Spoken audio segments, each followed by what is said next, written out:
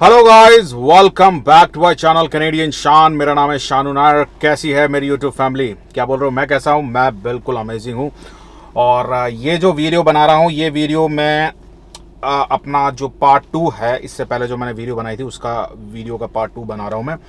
और इस वीडियो के अंदर कुछ जवाब भी देना चाहूँगा। कुछ लोगों के सवाल थे तो मुझे लगा कि मैं एक वीडियो के ज़रिए उनका जवाब दे दूँ। तो गाइज़, इस वीडियो के अंदर हम अगेन वो सारे टॉपिक कवर करेंगे, वर्क, स्टडी, पीआर, तीनों के तीनों टॉपिक को हम कवर करेंगे। और इसके अंदर हम थोड़ा सा डिटेल में आपको बताएंगे कि यहाँ की एक्चुअल लाइफ कैसी है। तो इस वीडियो के अंदर मैं वो सारे डाउट्स जो हैं वो क्लियर करूँगा। एग्जैक्टली जो है मैं आपको सच बताऊँगा इस वीडियो के अंदर कि यहाँ की लाइफ कैसी है। तो अगर आप ये सब जानना चाहते हैं तो वीडियो को एंड तक ज़रूर देखिएगा।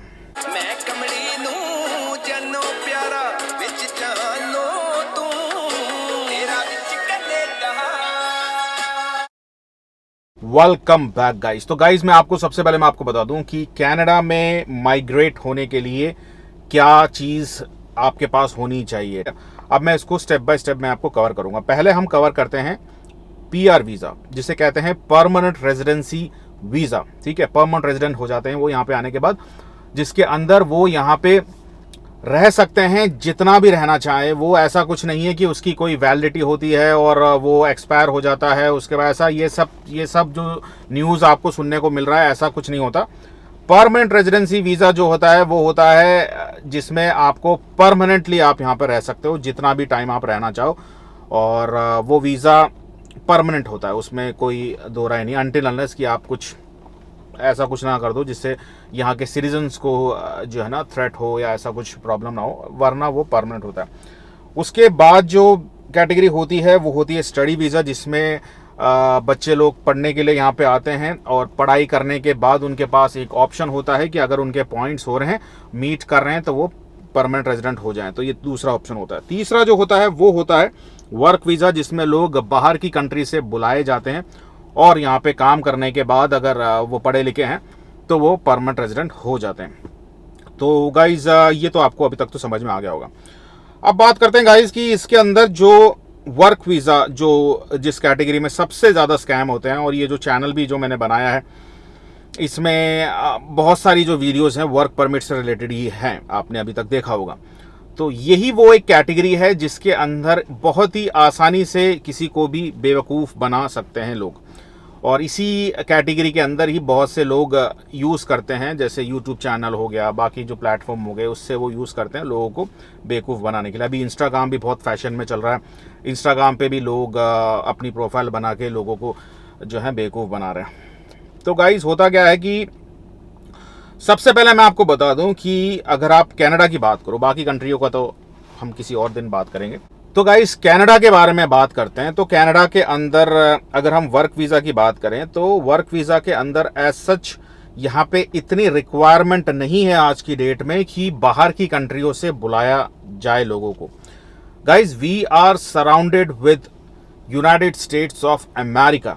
ठीक है, अगर यहाँ पे लेबर शॉर्टेज होगी, अगर यहाँ पे वर्क फोर्स की जो है शॉर्टेज होगी, तो we just have to advertise. हमारे जो नेबर हैं अमेरिका, यूएसए में एडवर्टाइज करेंगे और हज़ारों की तादाद में लोग यहाँ पे आ जाएंगे, क्योंकि वहाँ पे ग्रीन कार्ड का सिस्टम इतने टाइम से चल रहा है। कब मिलेगा क्या नहीं मिलेगा किसी को पता नहीं है। ठीक है, तो यहाँ पे ऐसा सच नहीं है कि इंडिया से या पाकिस्तान से, बांग्लादेश से या नेपाल से वर्क वीज़ा पे लोगों को बुलाया जाए। यहाँ पे ऑलरेडी इतने ज़्यादा रेजिडेंट्स हैं अभी जो कंट्री के अंदर हैं और जो जॉब्स के लिए ढूंढ रहे हैं, उनको जॉब मिलने में इतनी परेशानी हो रही है, तो बाहर से कोई एम्प्लॉयर क्यों बुलाएगा किसी को। तो ये बहुत ही इंपॉर्टेंट चीज़ आपको समझनी पड़ेगी।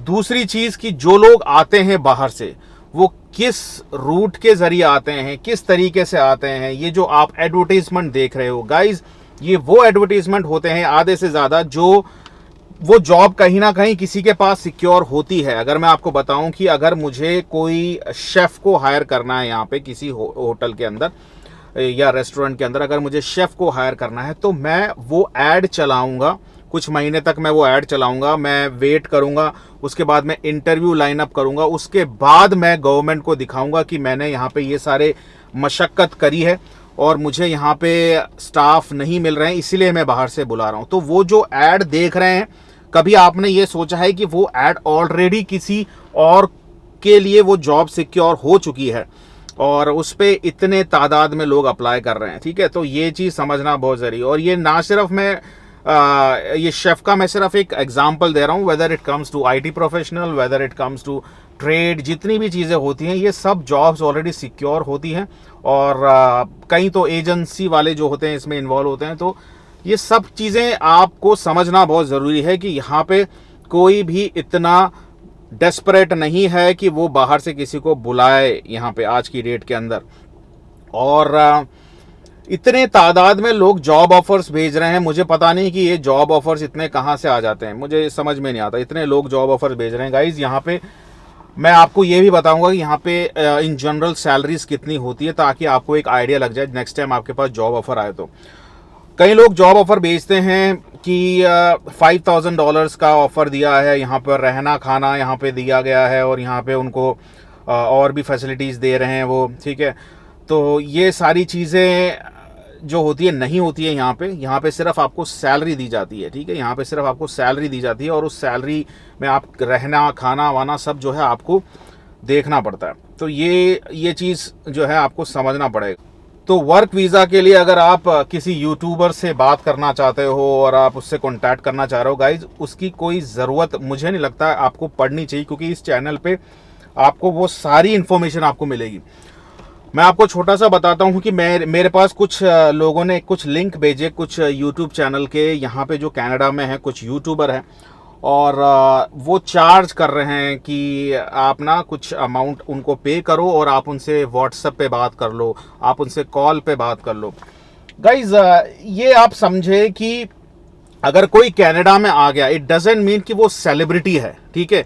आप उन्होंने सेलिब्रिटी, आप उनको ये मत सोचो कि उनको सब कुछ पता है। मुझे भी बहुत सारी चीज़ें यहाँ के बारे में नहीं पता, मुझे अभी भी नहीं पता यहाँ के बारे में।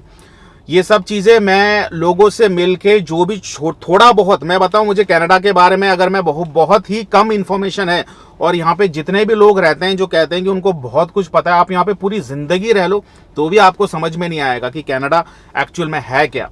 तो ये जो लोग आपसे पैसे मांग रहे हैं कि हम यहाँ पे कनाडा में हैं, आप हमारे मेंबरशिप ले लें और आप हमसे बात कर लें, तो गाइज मैं पर्सनली चाहूँ, मुझे बड़ा दुख हुआ जब मैंने ये सब चीज़ें देखी कि यार लोग ऐसे चार्ज कर रहे हैं। काश मैं लोगों से बात कर सकता, लोगों इतने सारे लोग, मेरे पास इतना टाइम होता कि मैं इतने सारे लोगों से मैं बात करता। मैं डेफिनेटली कुछ एक ऐसा प्लेटफॉर्म लाता जिसके अंदर हम लोग सब बात कर सकें। अब मैं आपको किसी दिन फुर्सत में बताऊंगा कि क्या क्या चल रहा है, अभी मेरी लाइफ कितनी बिजी हो रही है, ठीक है। तो मैं ये सब चीज़ें आपको बताऊंगा। लेकिन हाँ, मैं ये आपको कहना चाहूँगा कि इतना ज़्यादा आप लोगों से इतना हाइपर ना हो। इस चैनल पे आपको वो सारी चीज़ें मैं आपको बताऊंगा कि यहाँ पे आने के क्या क्या वे हैं और किस वे से आप आ सकते हो।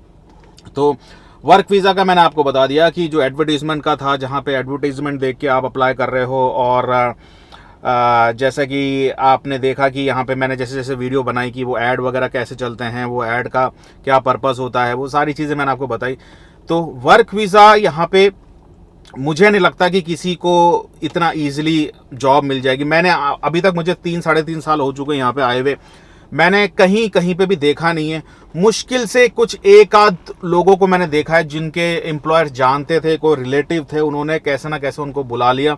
बाकी मैंने यहाँ पे नहीं देखा कि यहाँ पे किसी को वर्क वीज़ा के बेस पे वो यहाँ पे आ जाए और यहाँ पे सेटल हो जाए। ज़्यादातर लोग यहाँ पे आते हैं पढ़ाई के लिए, पढ़ाई करने के लिए आते हैं, उसके बाद वो एलिजिबल हैं तो पीआर के लिए अप्लाई करते हैं, या फिर वो इतने एलिजिबल होते हैं, इतने एजुकेटेड होते हैं कि वो डायरेक्टली पीआर लेके यहाँ पे आते हैं, ठीक है। तो ये चीज़ें आपको ध्यान रखना है। अब मैं आपको बताता हूँ गाइस कि यहाँ पे जो जॉब्स होती हैं, यहाँ पे जो एक एवरेज सैलरी अगर हम पकड़ के चलें तो कितनी होती है, क्योंकि जो मैं जॉब ऑफर देख रहा हूँ कई लोगों के, मुझे देख के कई बार हंसी आती है कि इतनी अट्रैक्टिव जॉब कैसे दे रहे हैं। कई लोगों के जॉब ऑफर में लिखा होता है $3,000, $4,000, $5,000, $7,000, कईयों के $10,000 लिखा होता है कि महीने का आप $10,000 आपकी सैलरी रहेगी, खाना मिलेगा, ये मिलेगा, वो मिलेगा। तो मैं आपको बता दूं, यहाँ पे अगर कोई फुल टाइम, कोई इंटरनेशनल स्टूडेंट अपनी स्टडीज़ पूरी करने के बाद जब कहीं फुल टाइम पे जाता है अपने जो भी लाइन में जा रहा है या कहीं पे भी जा रहा है, तो उसकी जो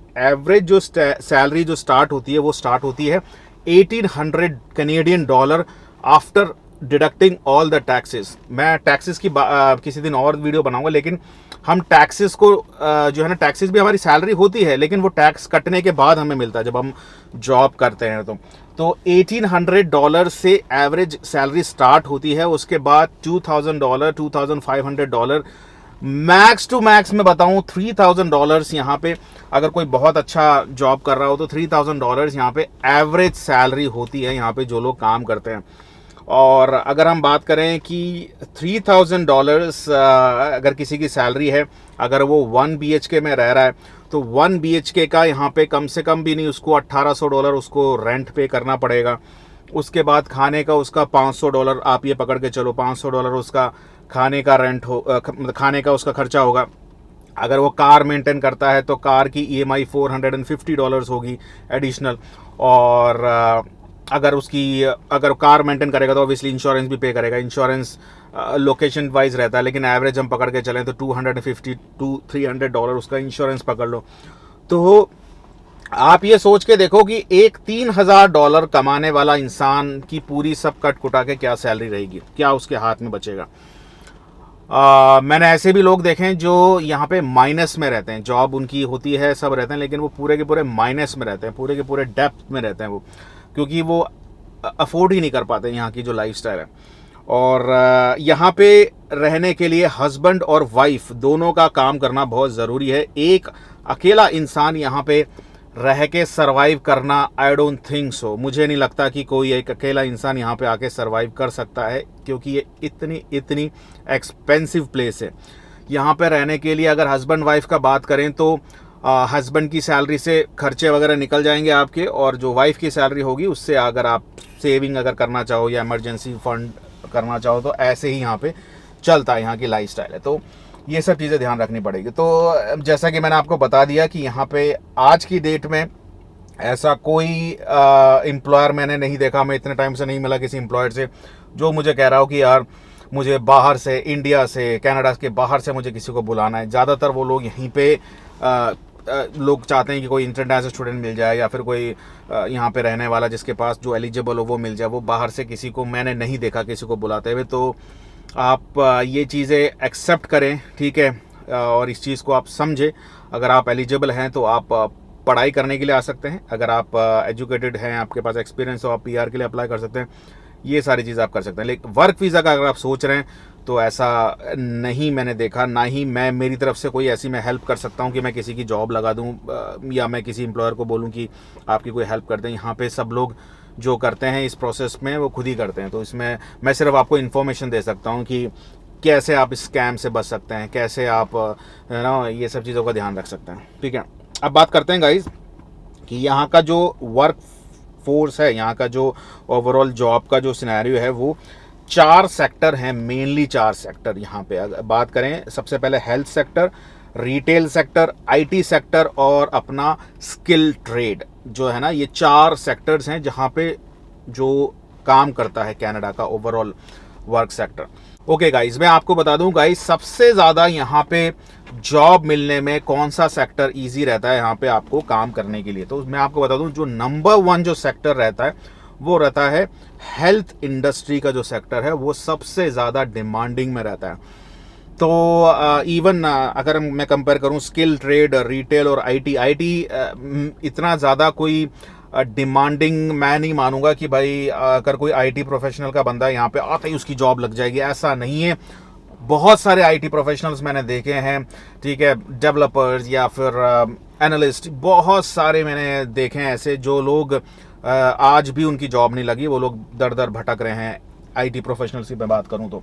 और स्किल ट्रेड वाले भी कई बार जो है थोड़ा सा उनको टाइम लगता है सेट होने में, लेकिन मैंने आज तक कोई हेल्थ सेक्टर का कोई बंदा नहीं देखा जिसको परेशानी हो रही है। तो हेल्थ सेक्टर मैं कहूँगा किसी भी हेल्थ के अंदर अगर आप जाते हैं, ठीक है, whether you are pharmacist, whether you are into dental में, हेल्थ में नहीं कहूँगा लेकिन कहीं ना कहीं वो भी कनेक्टेड होता है। डेंटल में अगर आप जा सकते हैं, हेल्थ के अंदर आप जा सकते हैं, आप किसी भी तरह, इवन पेट से रिलेटेड अगर आप कोई कोर्स कर लेते हैं, ठीक है, वेटनरी का कोई कोर्स कर लेते हैं तो वो बहुत ज़्यादा डिमांडिंग में रहता है। आप कहीं भी किसी भी हेल्थ सेक्टर में, ठीक है, रजिस्टर्ड नर्स वगैरह ये सब बहुत यहाँ पे डिमांड रहता है। हेल्थ इंडस्ट्री वाले बंदों को यहाँ पे कभी कोई परेशानी नहीं होगी। उसके बाद बात करते हैं रिटेल ऑब्वियसली एसेंशियल वर्क्स में अभी आ रहा है यहाँ पे अभी और रहेगा हमेशा।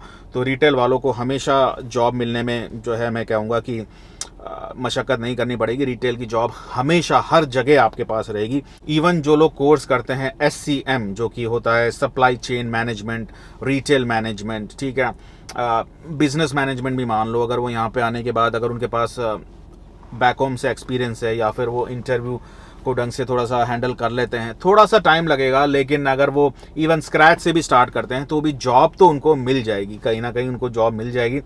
और इससे पहले जो मैंने कहा था कि बिजनेस मैनेजमेंट का स्कोप नहीं है, बिजनेस मैनेजमेंट का मैं ये कहूँगा कि कुछ ना कुछ एक्सपीरियंस लेके आए हैं, ठीक है। कई लोगों को वो वीडियो अच्छी लगी, लेकिन मैं कहूँगा कि बिजनेस मैनेजमेंट में भी अगर आप आ रहे हैं तो कुछ ना कुछ एक्सपीरियंस लेके आए, तो ये चीज़ का आप ध्यान रखें। और उसके बाद मैं बात करूँगा हमारे स्किल ट्रेड की। स्किल ट्रेड वाले बंदे हमेशा डिमांड में रहते हैं, कहीं पे भी वो जाएं, कुछ भी काम करें, उनके पास हमेशा, जैसे कि ऑटो मैकेनिक्स, ठीक है, इंजीनियर्स, ठीक है, इलेक्ट्रिकल इंजीनियर्स, या फिर अपने प्लम्बिंग से रिलेटेड कोई कोर्स करने जाते हैं, या फिर कहीं से भी कोई भी ट्रेडिंग कोई कोर्स लेके अगर जाते हैं वो, लेकिन हाँ वो रिस्ट्रिक्टेड होते हैं ये सारे। इसके अंदर आपको जैसे कि मैंने बताया रेड सील के सर्टिफिकेशंस चाहिए होते हैं, काफ़ी सारी चीज़ें होती हैं, तो वो उसकी मैं एक ऑलरेडी वीडियो बना चुका हूँ, तो वो देखें आप, तो वो डिमांड में रहते हैं। IT मैं कहूँगा कि लास्ट, क्योंकि इंफॉर्मेशन टेक्नोलॉजी आज की डेट के अंदर इतना ज़्यादा यहाँ पे क्राउडेड हो चुका है, कनाडा के अंदर कंपटीशन इतना ज़्यादा बढ़ चुका है कि हो सकता है कि आपको भी इस कंपटीशन